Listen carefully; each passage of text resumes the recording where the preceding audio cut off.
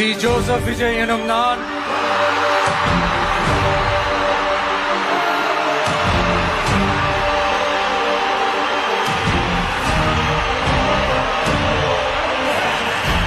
சட்டப்படி அமைக்கப்பெற்ற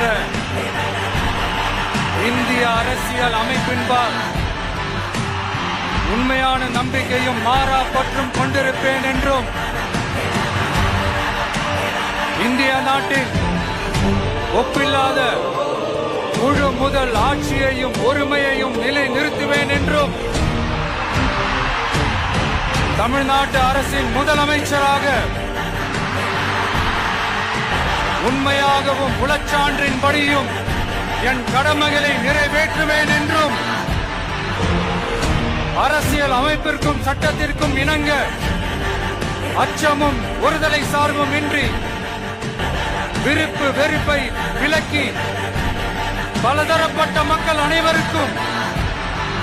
நேர்மையானதை செய்வேன் என்றும்